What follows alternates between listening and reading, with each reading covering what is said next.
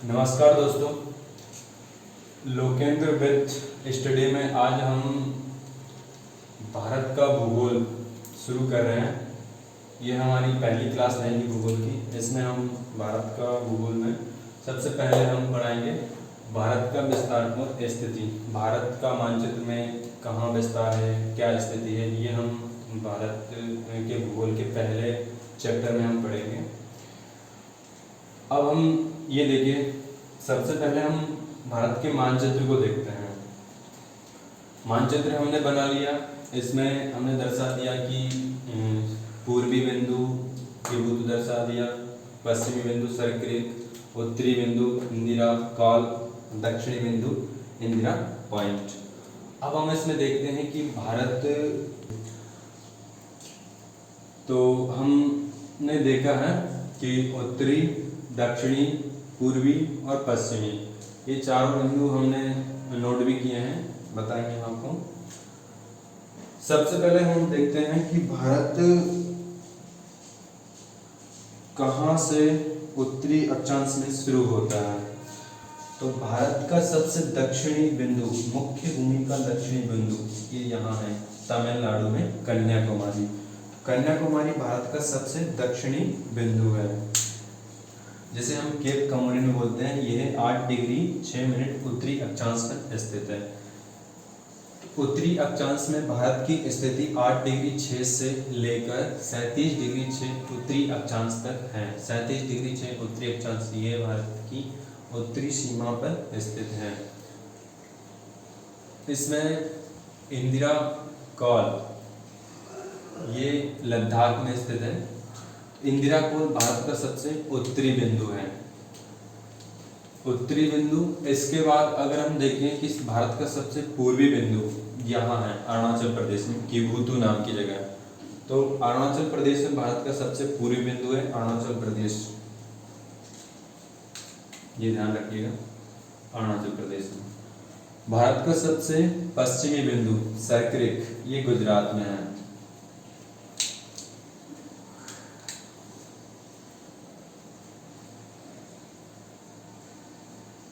सर्करिक गुजरात। चारों बिंदु हमने पढ़ लिए हैं। सबसे दक्षिणी बिंदु कन्याकुमारी, केप कमोरिन, जिससे ये मुख्य भूमिका है। जबकि सबसे दक्षिणी बिंदु अगर देखा जाए तो ये है इंदिरा पॉइंट, भारतीय महाद्वीप का या भारतीय भूखंड का सबसे दक्षिणी बिंदु इंदिरा पॉइंट है, जो 8 डिग्री 4 मिनट उत्तरी अक्षांश पर स्थित है, जो अंडमान निकोबार द्वीप समूह में ग्रेट निकोबार पर द्वीप पर स्थित है। इसके बाद हम देखते हैं कि भारत की दक्षिण से उत्तर या उत्तर से दक्षिण में इसकी लंबाई कितनी है। तो उत्तर से दक्षिण में भारत की लंबाई 3214 किलोमीटर है। ये देखिए यहाँ नोट किया मैंने, 3214 किलोमीटर ये भारत की उत्तर से दक्षिण की लंबाई है। इसके बाद देखिए भारत की पूरब से पश्चिम की लंबाई। तो पूरब से पश्चिम की लंबाई केबुतु, ये अरुणाचल प्रदेश में है, भारत का सबसे पूर्वी बिंदु। केबुतु से शुरू होकर सर्करिक गुजरात तक जाती हैं। ये भारत की पूरब से पश्चिम की लंबाई जो कितनी है, 2933 किलोमीटर। ये भारत की पूरब से पश्चिम की लंबाई है। अब देखते हैं हम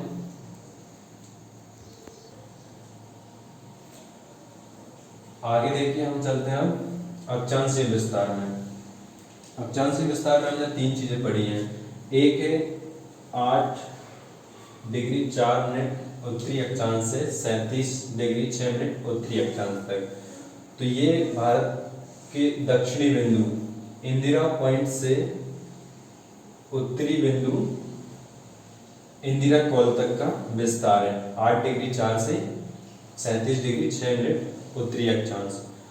इसके बाद आता है एक और ऐसा ही क्वेश्चन है, थोड़ा ही अंतर है मात्र, 8 डिग्री 6 मिनट उत्तरी अक्षांश से 37 डिग्री 6 मिनट उत्तरी अक्षांश।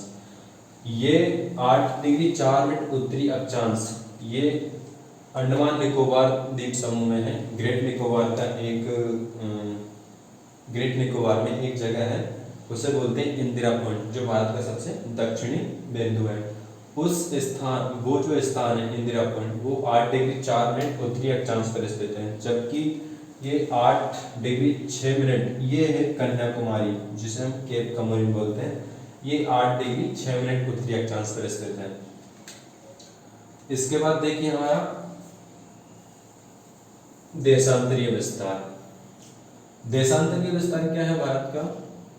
तो 68 डिग्री 7 मिनट पूर्वी देशांतर से 97 डिग्री 25 मिनट पूर्वी देशांतर तक भारत का देशांतरीय विस्तार है।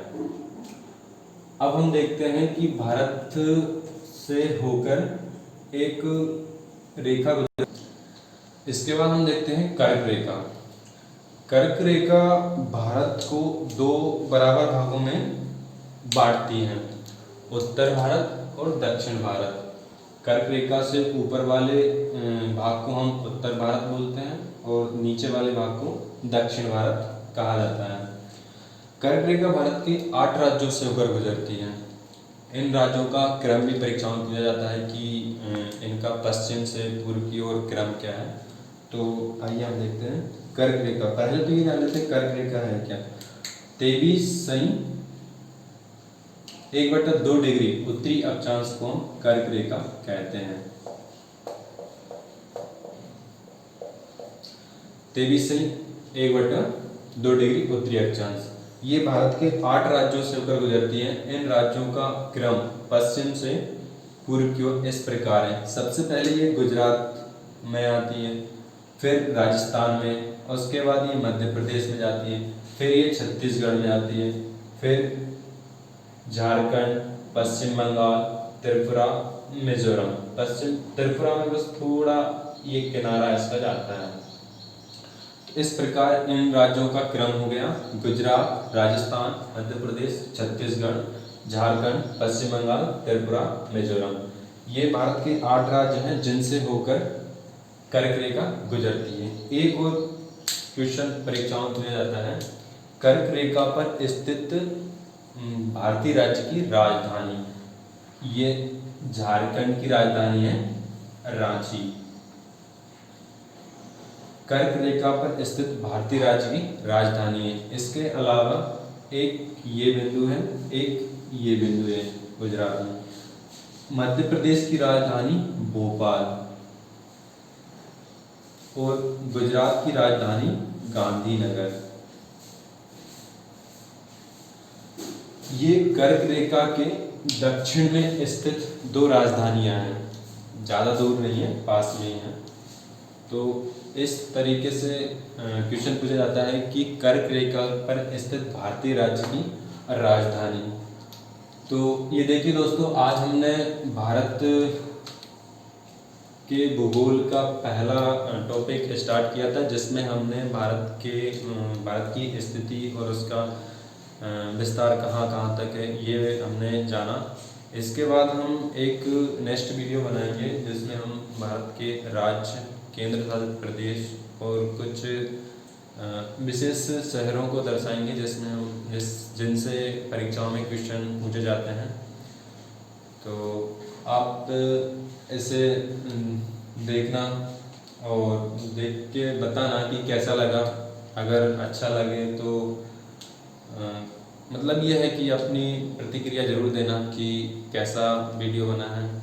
इसके माध्यम से हम दूसरा वीडियो, अगर कोई गलती है इसमें या किसी प्रकार की कोई त्रुटि हुई है तो उसके बारे में ज़रूर बताएं, ताकि हम नेक्स्ट वीडियो में उस पर ध्यान दें, सुधार करें।